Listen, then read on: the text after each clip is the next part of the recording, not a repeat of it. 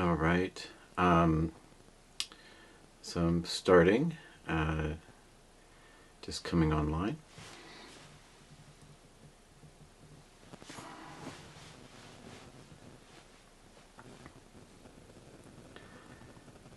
So good morning. Just please let me know that you can see me and hear me.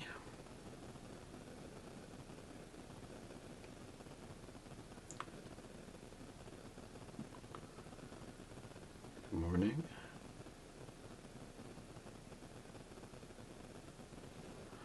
Good morning, everyone. So, or evening, depending where you are.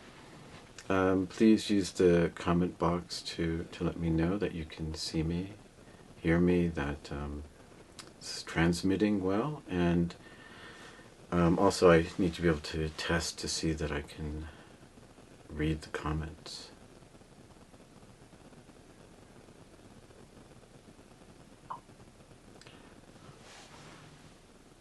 Oh, great, thank you. Okay, good.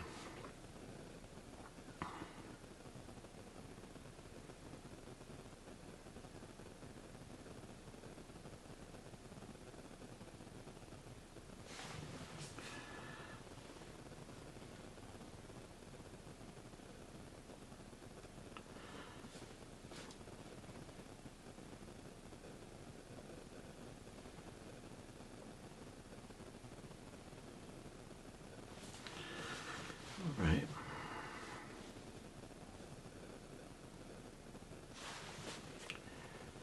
So,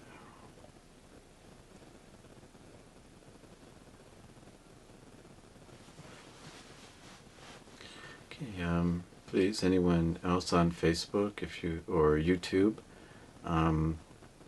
please let me know that you can see me. I'd like to be able to begin at 9 o'clock. And those on Instagram, thank you for joining me this morning.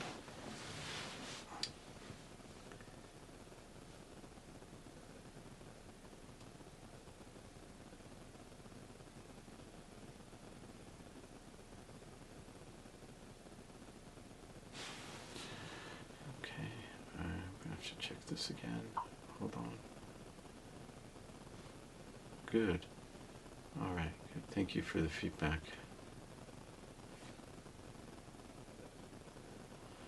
It's all greatly appreciated.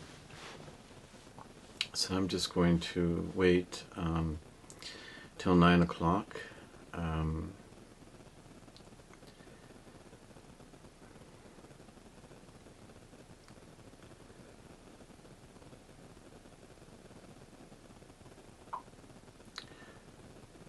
Oh, good.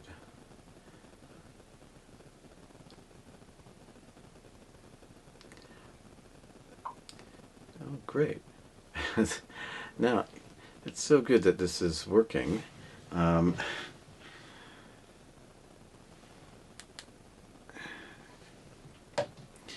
just hope it lasts.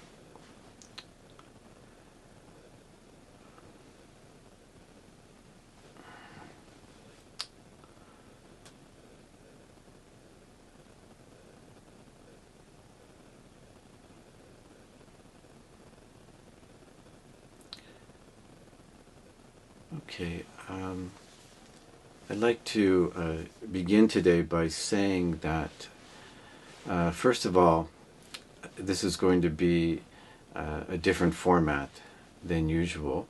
I will be speaking and taking questions for almost half an hour, and then I recommend that after that half an hour you meditate, and I will be ending this webinar in half an hour.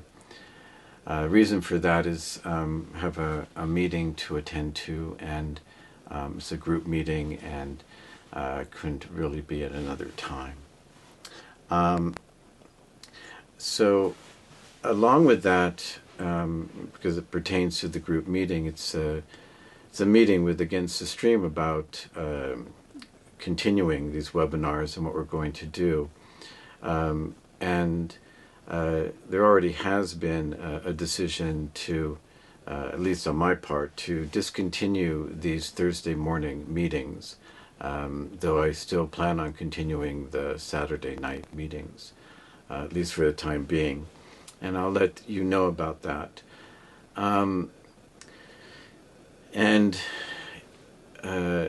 What I will be doing instead is offering something else in the morning, either on Thursday or weekend. And what I will be offering will be through my own organization, through my own means. And it's actually necessary for me, because I need to be able to go into a lot of other topics and areas of interest that don't always involve me coming back to giving more beginning or basic meditation instructions. So what I need to do as a teacher, in a way, is also to teach something that has more progress to it, more progressive. So this will be the last Thursday morning presentation by me through Against the Stream. And if you're not on my mailing list, I don't have the link for it, but you can contact me here at this email. And please, if you would like to attend anything that I do, you can just email me, and I'll include you in my email list. And those of you on Instagram, if you would like to attend anything that I do in the future, you can also email me at jasonsiff@gmail.com. Or alternatively, you can always go to the Skillful Meditation Project Facebook page, and that will also contain information.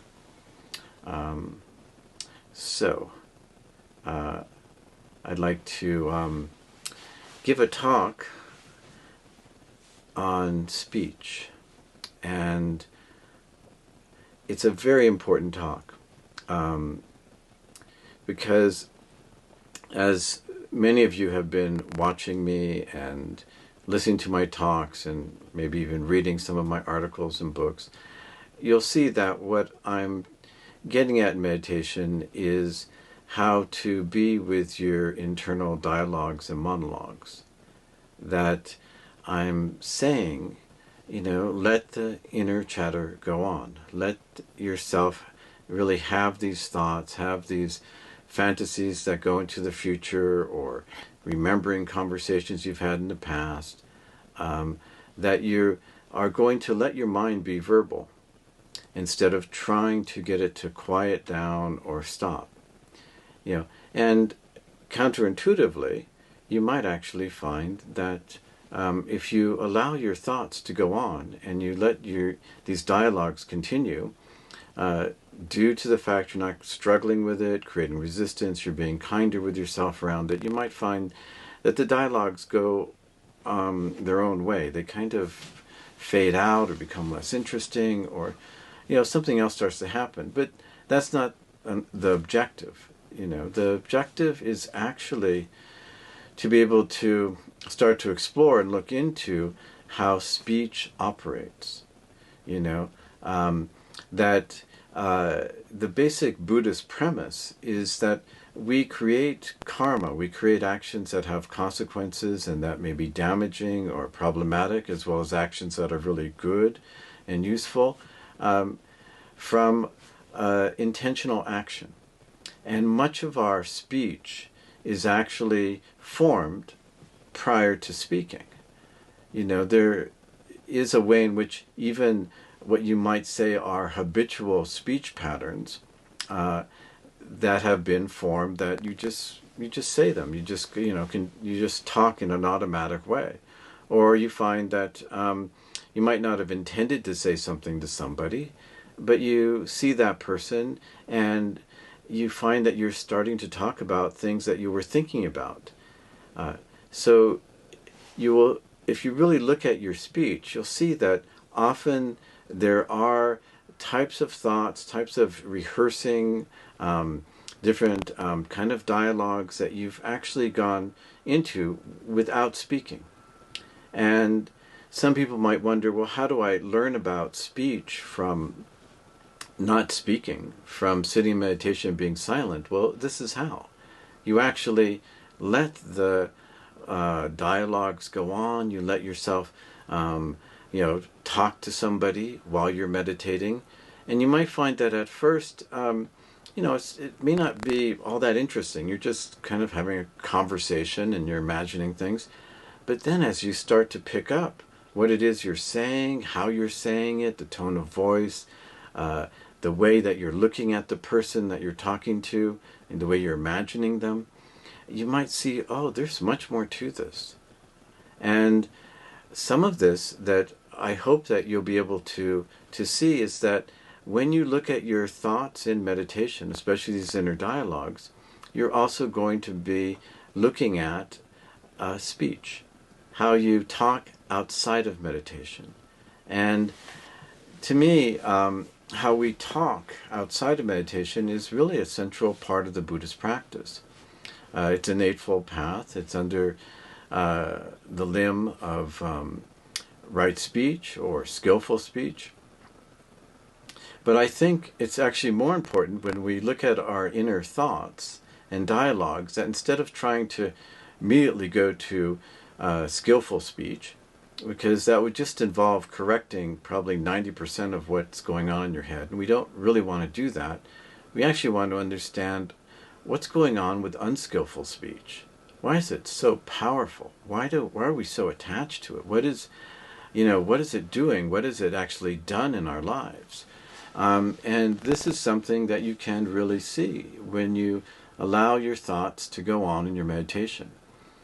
And for those of you who aren't familiar with what unskillful speech is, it's simply, speech that contains lies or untruth, speech that has a sense of harming another person, having a real ill will towards them, speech that is, harsh, and also speech that is gossip, that basically might be considered to be kind of idle conversation, but actually it has a kind of charge to it. It has the potential to create rumors, to create feelings about somebody, and yet it may be done just because you're used to talking about people. And that's the one I would like to start with, because it seems to be the most innocuous kind of speech for many of us, that we really don't fully consider when we're talking about another person, that almost anything we can say is going to be interpreted by our listeners, going to be taken in, and it may actually be spread. It may actually kind of go to other people, and you find that, unintentionally you've maybe have said something not very kind about somebody, and it's gotten around. That maybe you've actually said something that you just thought oh, this could be true about this person, that this person's actually a certain way or has certain beliefs. And then you find, you've said it to somebody and it gets spread, and it's not true. That actually there's something, you got something wrong, you misinterpreted. And what do? Once something that you've said about somebody else has spread around, or something you've written about somebody else has kind of gone the circuit, most of the time, there's not much we do about it. We don't kind of say, I'm sorry. We don't apologize. We don't come out with a statement to correct it. We might not even know that it's happened. And this kind of speech can be actually, of course, very harmful. We don't like it when somebody does it to us. So why don't we feel the same way when we might be doing it to somebody else? Mostly because we might not even think we're doing it. It seems like it's, it's not our intention. And I think we really need to kind of look at that. That's one reason why, like when I was a monk in Sri Lanka in the 1980s, it was very common to try not to listen to gossip. It was like, maybe, you couldn't tell another monk, stop talking about, our fellow monks that way. You would just sort of try to tune them out, or just say, I don't want to hear it. I don't want to listen to gossip. And it becomes a kind of practice too. It's kind of saying, I don't want to hear it also because I might spread it. I might say something else. And it's a practice that I wish I could practice more frequently and more consciously at times, because it really does make life a little bit, easier. If you want to truly practice metta and friendliness, I think one way in the world is to be careful what you say about other people.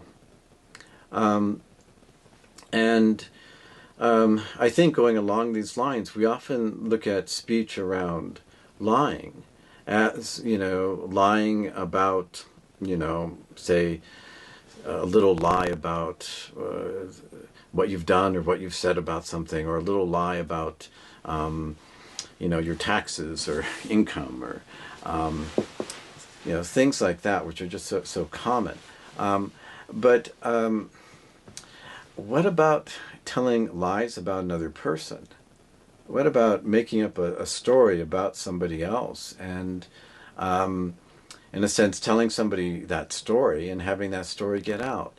I think the Buddha was really trying to look at this particular kind of fabrication, this kind of making up, and seeing that it's just going to lead to disputes, arguments, conflicts, friction between people.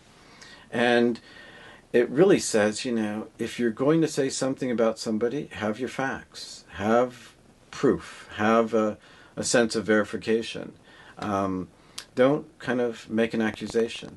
Don't kind of just say what you feel about somebody and then have that be harsh speech and have that be spread. And harsh speech can also be untrue speech. So before you, open your mouth and say these things, you can actually sit in meditation and go through the whole process. You can even have an internal dialogue, a type of imaginary fantasy of saying something about somebody to a third party, and you can imagine the consequences.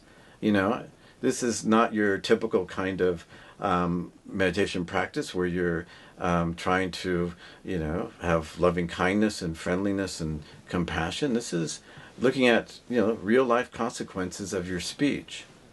And I think that's what I'm really trying to get at in looking at and experiencing your inner dialogues and monologues, is we're not trying to cover things up. We're not trying to immediately replace whatever harsh words we have for somebody with kind words. Actually, we're going to let ourselves have those harsh statements and know what they feel like, know the repercussions, get a sense of really where those go, and be kinder to your harsh voice. And that's the only way I've actually been able to see doing this. You can't correct that kind of voice and say, don't say that, don't do that. You almost have to have a sense of treating it with a certain amount of kindness, empathy, respect, saying, I understand this voice may be coming from a hurt, or this voice may be something that I'm carrying with me, that a certain grudge or certain ill will, or his voice may be a sense of lack or dissatisfaction, and to really get to know that voice and to have a sense that I'm interested in this voice, because if it comes out when I'm with other people, I'm going to be responsible for what it says. I'm going to have to own it in the future. And this is truly taking our speech seriously. I think many of us, we would like to find skillful speech and just practice it. But what you're going to find much of the time is that you're just holding stuff in. You're being polite. You're letting things leak out in your speech. And that you're not actually, in a sense, doing a real practice around understanding how your speech comes about, how it emerges from certain kinds of thoughts and imaginations and projections. There's quite a bit of things that we say to people just because we see them a certain way. We're projecting something else out to them, and many times we might find that we're talking to somebody as if they're an adversary or a parent or a child, and it's just because we're projecting that into them and we're not aware of it, especially while we're doing it. But in your meditation sittings, while you're not speaking and you're restraining your speech, you can let those conversations go on, and you can actually start to recognize, what it is you're doing.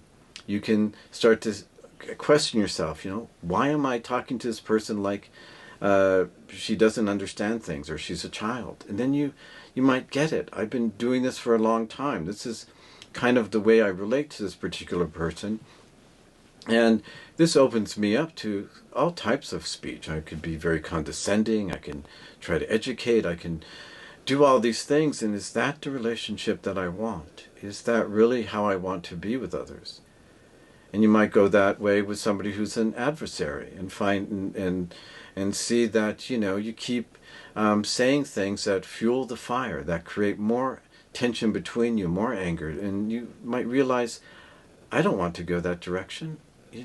I really want to see, well, how can I start to have a conversation, a dialogue with this person that's honest, that's clear, that's really direct. We're going to stop playing games. We're going to stop kind of skirting around various issues or getting sidetracked on the wrong issues, when the real thing may be something else. And this is something you can actually discover when you let some of those dialogues go on in your sitting. So I'm actually going to take a pause for a glass of water. And if anyone out there on Facebook in particular, because I can read your comments, if you have a question for me around this, please ask the question.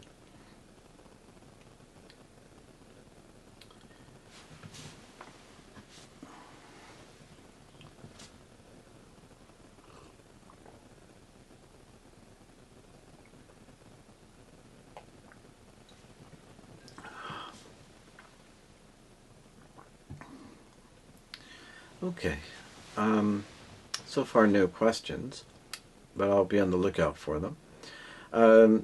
Like I said at the beginning of this talk, is this will be the last Thursday morning webinar through Against the Stream that I'll be giving, and that future webinars on mornings will be through my own organization, Skillful Meditation Project, and we'll continue on these other themes around Buddhism, around meditation, and I'll be able to go into a variety of different areas.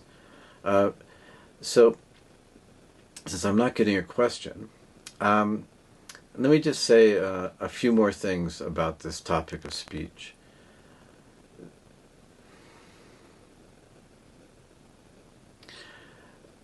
I've been very careful in my talks over the years not to mention people's names. So if you listen to one of my talks or even read my books, you'll find that I rarely tell a personal story that involves another person, and I'll rarely, if ever, say that person's name. And this is something that I've trained myself to do, basically so that I don't say anything that, in a sense, could be construed as relating to this other individual. I don't want my words, even if it's innocent, to kind of come back and harm somebody, or create some gossip, or create some story. So I prefer just not to do that. So I won't even mention people's names when I'm giving a talk or anything like that. I'll try to make sure that I don't name drop. And, you know, that works for me. For other people, they might need to do that in their talks, in the way they express things. You know, it may make my talks a little less interesting and sound like it's less social. But that's because of speech. I really want to hold to that kind of speech. Another thing that I actually have really had a great difficulty in my life with has to do with, especially when I was studying to be a psychotherapist, and I think this is a perfect example of it.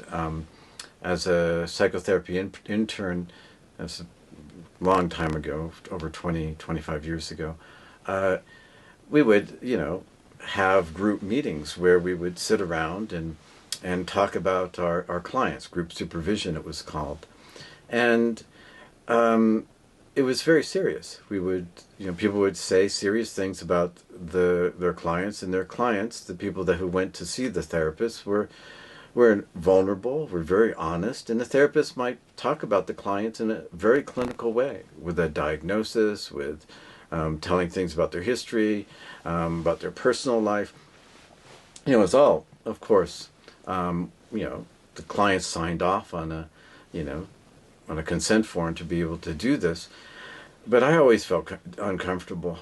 It just seemed to me like this is just talking about another person, and it's characterizing them, it's categorizing them, it's saying I know more about them than maybe they even know about themselves. It's coming up with a narrative that continues as you go from week to week, and you keep bringing up the same client, and saying that client has an identity within the group, and everybody knows something. And I just realized this is something that, you know, groups of people do, and that they have a tendency to talk about other people in a very serious way, with being well-meaning, but it still has this kind of bad taste. And so that's something also I don't do.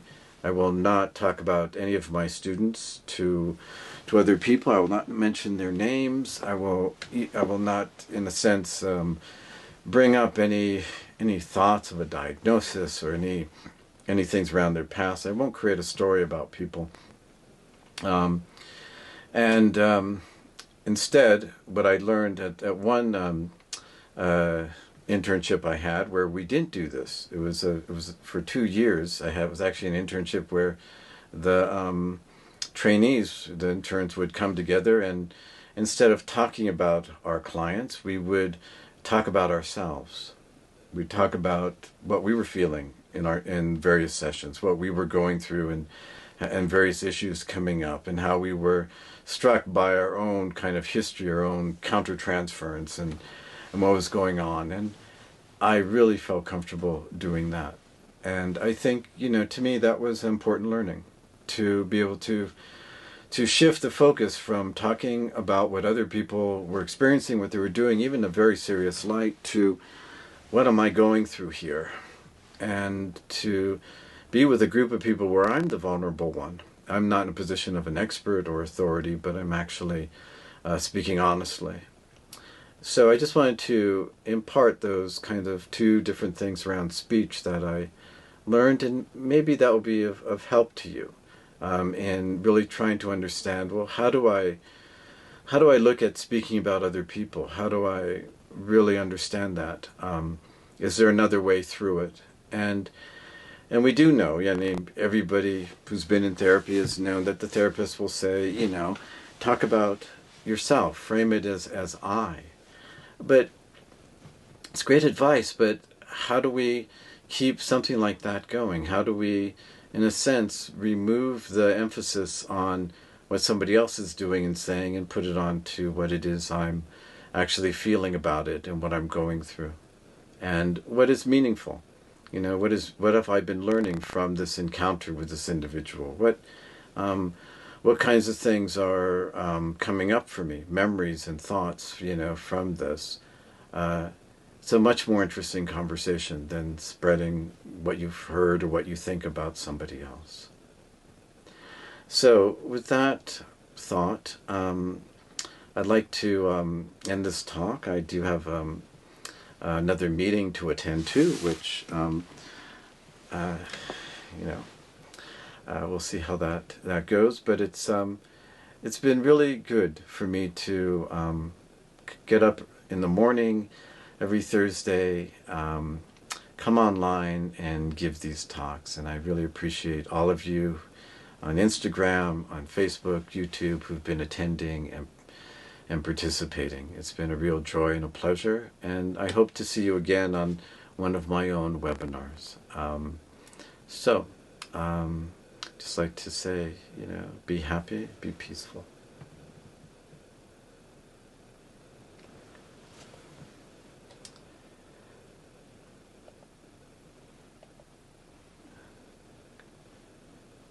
And now I have to figure out how to end this. So I ended on Instagram first.